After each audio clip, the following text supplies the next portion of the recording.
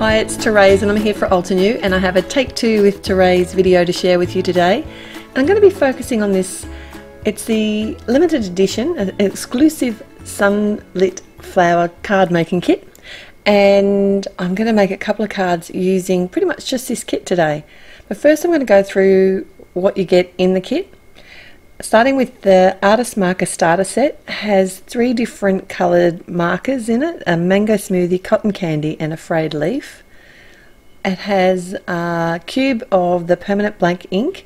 Now this is a great versatile ink and can work really well with the artist markers. It actually is perfect for them. Have a layering die called the Sunlit Butterflies die. You can use these either on their own or as a layer. It has 12 card bases. They're just the white cardstock, a nice heavy cardstock, and 12 envelopes as well. And these are just a variety of colours of the cardstocks that Ultinew have coordinating envelopes for their cardstocks, and they're nice bright colours.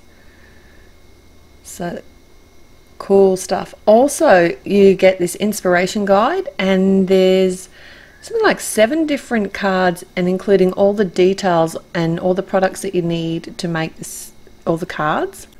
And the best thing is you get this awesome stamp set called Sunlit Flowers, and it has a layering stamp as well as some nice bold outline flowers and leaves. Okay, so I'm going to start by making my card base. So these are pre-scored.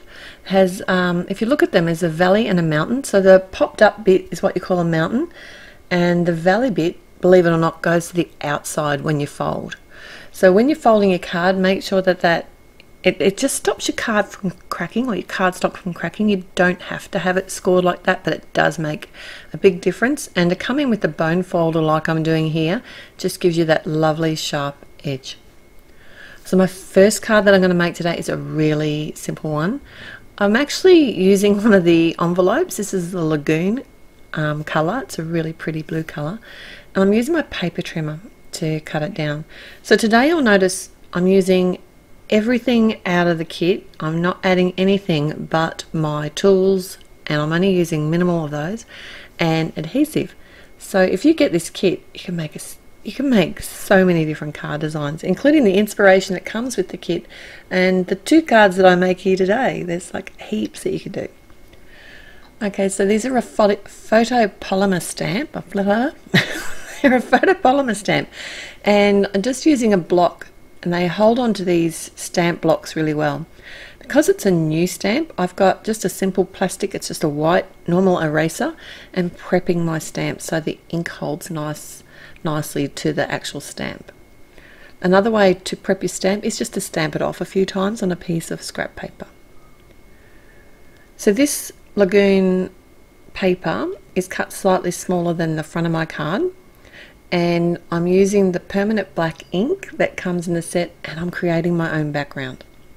When I stamp out a background, what I like to do is make sure that some of the images are actually stamped off the edge of the paper or the cardstock, which is usually what I would use, and I rotate my stamp as I'm stamping so it looks like it's on different angles. Another thing you could do with this particular design is actually adhere this panel to a piece of white cardstock, and then you could pop it up on the front of the card. It just gives you lots of options. But for me today, all I did after I'd stamped out the panel was attach it to the front of my card directly. But to pop it up would just give it that take it to that next level. You'll notice here I am filling in my gaps with the edges of the stamp as well. So these card bases, they can either be used as a portrait or a landscape style, and the panel that I've cut out could be the same as well. I could do it either way, but I've decided to use it as a portrait style. So I've got some dotted adhesive. This is an Ultinew glue tape. This works really well. It is a little bit forgiving, so if you don't adhere something correctly the first time, which we all do, it does give you that little bit of time that you can lift it up again and replace it back down. But once it's adhered, it will hold really strongly. My sentiment today, I'm going to actually stamp. I've sacrificed one of the card bases. There I go. Just just like that. I cut it straight down the middle.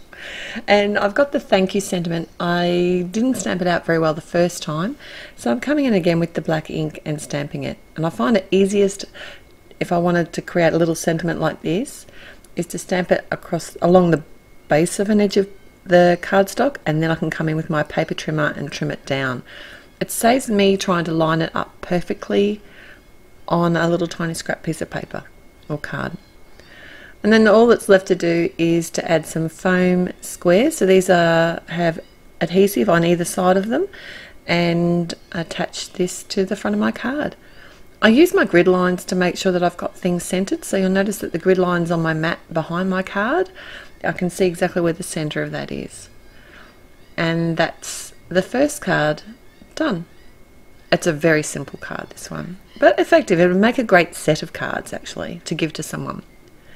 So the next card I'm going to be using the artist markers. They've got two ends on them. One is a bullet tip end and the other one is a brush marker end. My preference is to use the brush marker end because I can actually get into really tiny places and I can actually lean down on the brush. A nice sort of a flexible end, but they don't fall apart when you're using them. They are quite sturdy, and you can buy replacements for these, and you can also buy refill ink for these markers as well.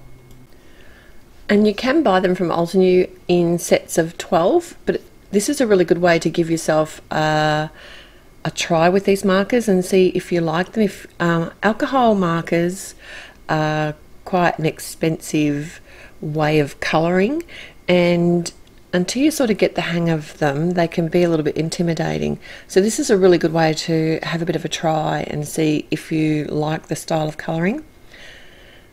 I have done some extremely simple colouring today. This is graphic style colouring, and all I'm doing is adding a very simple wash of colour, leaving some white in the image and not overthinking it. I'm not adding any shading at all. And I basically do that for every flower on this panel. I did use the permanent ink to stamp out the whole panel. This is that other piece of cardstock that I cut earlier. But this time I actually stamped out some of the leaf images as well as the flowers. So I used those leaf images for the filler gap. And this panel is actually cut to the same size as my card front. You can also get some of these artist markers in sets of 4, and that's also a good way to give them a try. And they have all of those linked at the shop too. I really like this yellow. How bold is that? I do come in with the green again on the center of the flowers, and then I was in two minds. I didn't know whether to bring the pink in on the flower because there's these tiny little berries on the leaf, and in the end I did come in with the pink, but initially I was thinking I might go yellow, but I think the pink just adds a little something. Alright, and this is why I didn't actually colour directly onto the card front itself, because this is what's meant to happen when you colour with artist markers. They do bleed through the cardstock, and that's fine, but you don't really want that on the inside of your card. So what I do is actually do it on a separate piece, and then I can just adhere it directly to the front of my card. A couple of the areas didn't stamp out perfectly, so I did come in with my Copic multiliner. You could use any black pen or marker here. If you want to do it before you colour, then you need to make sure it's one that won't bleed when you add the alcohol marker to it. So I just added mine after anyway, it doesn't really matter. Here what I'm doing is creating my own coloured cardstock. I'm using the artist marker yet again, and then stamping out the word hello, which comes in the stamp set as well, 3 times. Well, I stamped it out 4 times, but I only needed 3. One didn't stamp out perfectly. And then I just cut these down into little pieces, and I want them to be all the same size. So I'm just measuring each up against the other. This is really technical here. If you're fussy, you could measure it if you want it to be exact. This seemed to work well though. The Therese method of measuring. Cheating, I should say. And all I have to do then is I decided to pop up all of these little hellos on the front and center of my card. I really wanted to add some sequins to this card, but I promised myself I was only going to use the kit. So if you've got some sequins in your stash, go for it.